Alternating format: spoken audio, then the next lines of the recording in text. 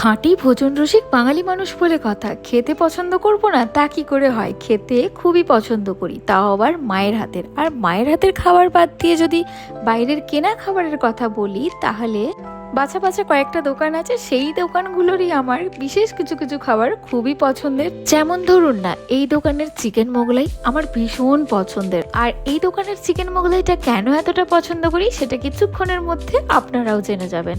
তার আগে আপনারা আমাকে কমেন্ট বক্সে জানান কে কে মোগলাই খেতে খুব পছন্দ করে। যারা যারা মোগলাই খেতে পছন্দ করেন, আজকের ভিডিওটা তাদেরই জন্য। সবার তো সব রকম খাবার পছন্দ না, তাই যাদের মোগলাই খেতে একেবারেই পছন্দ না, এতটুকু বাজি ধরে বলতে পারি এই দোকানের মোগলাইটা খাওয়ার পর মোগলাই প্রেমী হয়ে উঠবে। প্রথমেই বলি কোয়ান্টিটি নিয়ে। মোগলাইয়ের পরিমাণটা এতটাই থাকে যে সেটা একজনের পক্ষে উদ্ধার করা খুবই কষ্টকর। সে যত বড় মাপেরই পেটুক মানুষ হোক না কেন, সবকিছু নিয়ে বাজি ধরলেও এই একটা মোগলাই একা খাওয়ার এই বাজিটা ভুলেও ধরবেন না। তাহলে আমার মতো নাকের জলে আর চোখের জলে হতে হবে। হাফ খেতে হবে আর হাফ নষ্ট করতে হবে।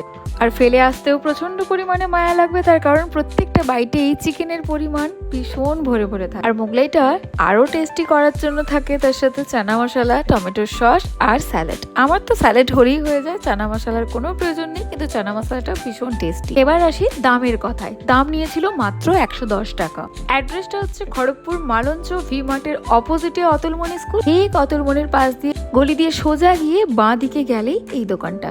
না দোকানের প্রমোশন করছি, কিন্তু যেটা ভালো সেটাকে ভালো নাই বা বলি কি করে বলুন তো।